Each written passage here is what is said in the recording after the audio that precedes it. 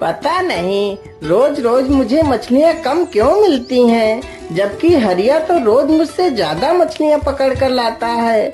नहीं नहीं, आज मैं भी ज्यादा मछलियाँ पकड़ कर लाऊंगा, चाहे मुझे कितने भी गहरे पानी में क्यों न जाना पड़े।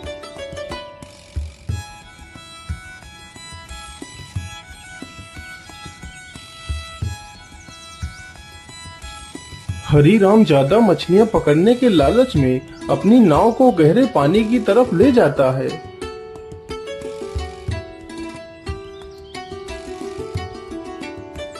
हाँ, अब मैं ज्यादा गहरे पानी में आ चुका हूँ। यहाँ पर ज्यादा मछलियाँ होनी चाहिए। चलो जल्दी से मछलियाँ पकड़ता हूँ।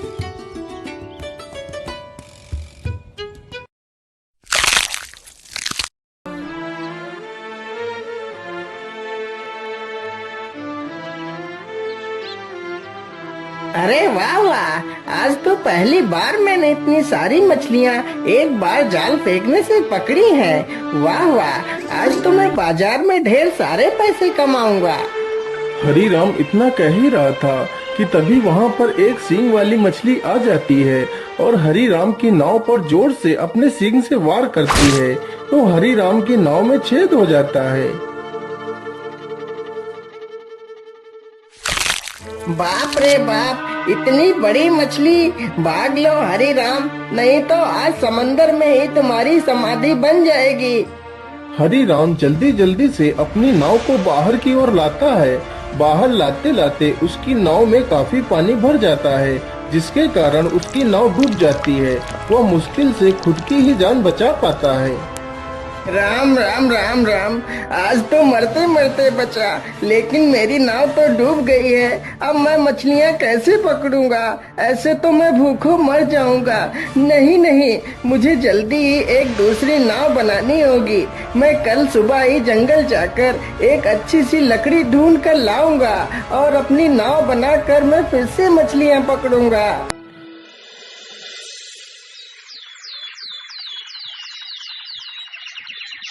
सुबह होते ही हरीराम कुल्हाड़ी लेकर जंगल की ओर निकल पड़ता है।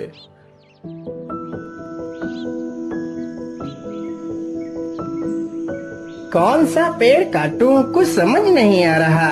कोई पेड़ तो इतना मोटा है और कोई पेड़ तो इतना पतला है।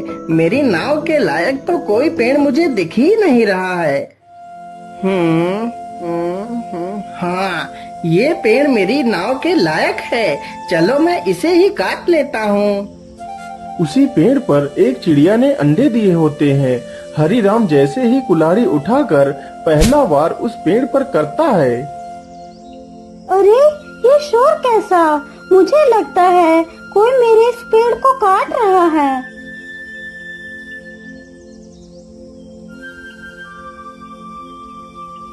अरे भैया, आप इस पेड़ को क्यों काट रहे हैं?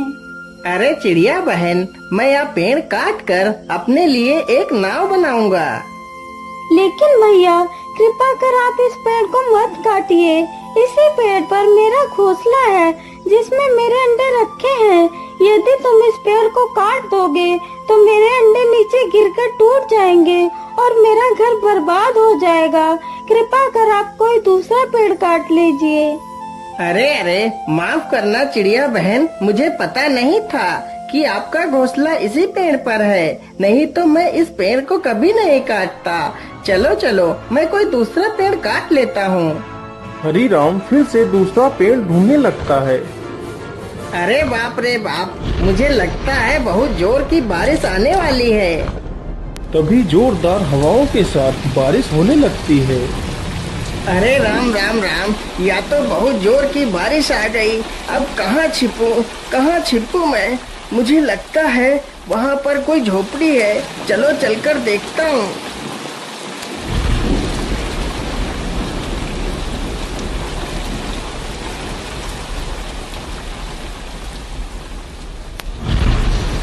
बाबा, मैं एक मछुआरा हूँ। आज मैं इस जंगल में एक लकड़ी काटने के लिए आया था, जिससे मैं अपने लिए एक नाव बना सकूं। लेकिन लकड़ी तो मुझे मिली नहीं। तभी जोर जोर से बारिश होने लगी। कृपा कर मुझे आज रात भर के लिए अपनी झोपड़ी में रुक जाने दीजिए। सुबह होते ही मैं यहाँ से चला जाऊंगा। ठीक है बेटा, तुम अंदर आ जाओ। जैसे ही हरिराम अंदर जाता है तो देखता है एक बूढ़ी महिला खाना बना रही है। हरिराम चुपचाप जाता है और कोने में पड़ी एक चटाई पर लेट जाता है। तभी वह बुढ़िया उस बूढ़े व्यक्ति से कुछ कहती है। ऐसा लग रहा था जैसे कि वह दोनों हरिराम से कुछ छुपा रहे हों। अरे अरे, यह दोनों आपस में क्या बात कर रहे हैं? मुझे लगता है यह दोनों मुझसे कुछ छिपा रहे हैं।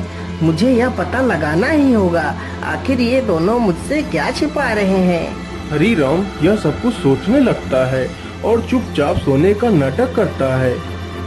अरे भाग्यवान, मुझे लगता है यह आदमी सो गया है। चलो पहले मैं जाता हूँ और फिर तुम बाद में आ जाना। ठीक है, तुम पहले चलो, मैं बाद में आती हूँ। इतना कहकर बूढ़ा व्यक्ति अपने संदूक के पास जाता है और उसमें से एक टोपी निकालता है और अपने सिर पर रख लेता है।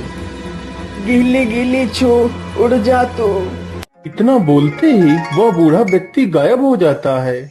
इसी प्रकार वह बूढ़ी महिला भी संदूक के पास जाती है और अपने सिर पर एक टोपी रख लेती है। गिले गिले छू उड़ जा तू। इतना बोलते ही वह बूढ़ी महिला भी वहाँ से गायब हो जाती है। यह सब देखकर हरिराम सक्का बक्का रह जाता है। अरे बाप रे बाप, ये मैं क्या देख रहा हूँ? ये दोनों कहाँ चले गए? हरिराम तुरंत ही संदूक के पास जाता है। अरे ये क्या? इस संदूक में तो एक और टोपी रखी है। तो क्या इसी टोपी की मदद से ही वह दोनों गायब हो गए हैं? चलो मैं भी इस टोपी को लगाकर देखता हूँ। मैंने टोपी तो पहन ली। चलो अब जल्दी से वह मंत्र बोलता हूँ। क्या बोला था उन दोनों ने? हाँ, गिली गिली छू उड़ जा तू। जैसे ही हरिराम यह मंत्र बोलता है वह तुरंत गायब हो जाता है और वह एक राजमहल में पहुंच जाता है तो देखता है बूढ़ी महिला और वह बूढ़ा व्यक्ति उसी महल में बैठकर खाना खा रहे हैं। हरिराम को वहां पर देखकर दोनों हैरान रह जाते हैं।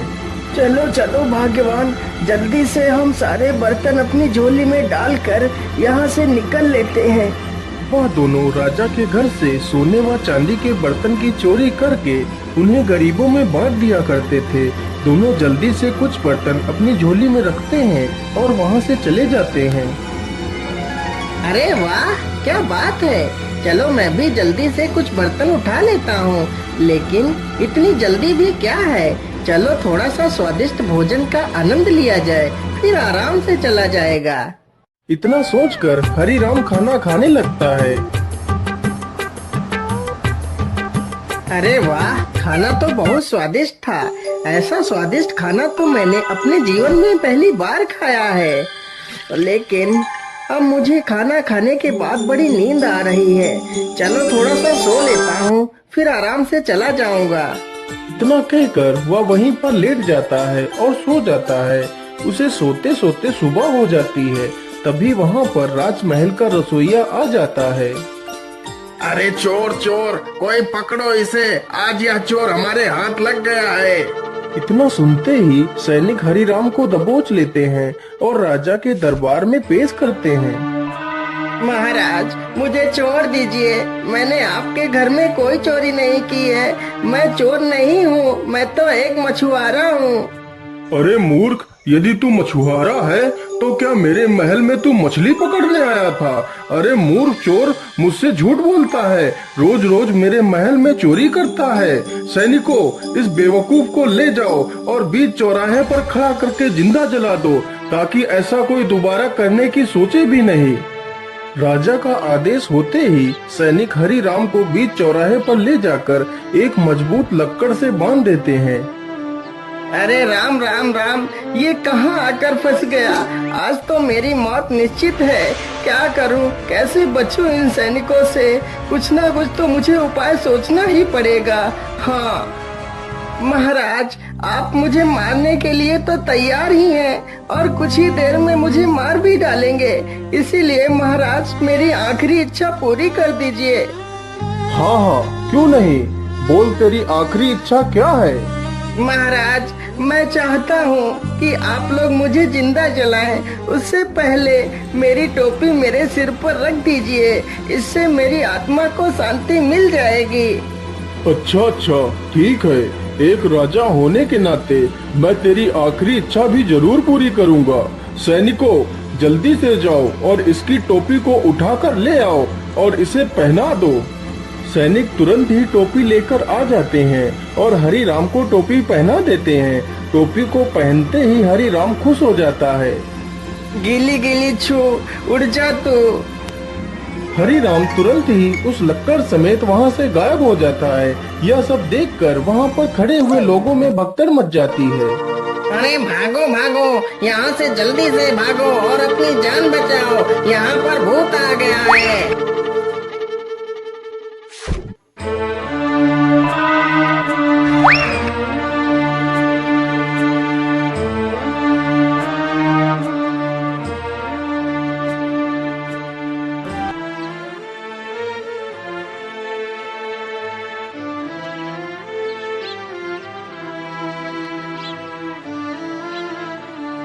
अरे ये मैं कहाँ आ गया हूँ? मुझे लगता है मैं अपने गांव वापस आ गया हूँ। अरे हरी राम भाई, आपको ये क्या हो गया? आपकी ये हालत कैसे हुई? आप तो इतने दिनों से मछलियाँ भी पकड़ने नहीं आए। अरे हरिया भाई, इतने सारे सवाल बाद में पूछ लेना, पहले मुझे इस रस्सी से खोल दो। हाँ हाँ, क्यों नहीं हरी राम भाई, मैं अभी आपको रस्सी से खोल देता हूँ।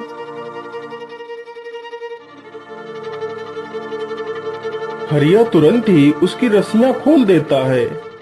अरे वाह वाह, जिस लकड़ी की मुझे तलाश थी वह तो मुझे मिल गई।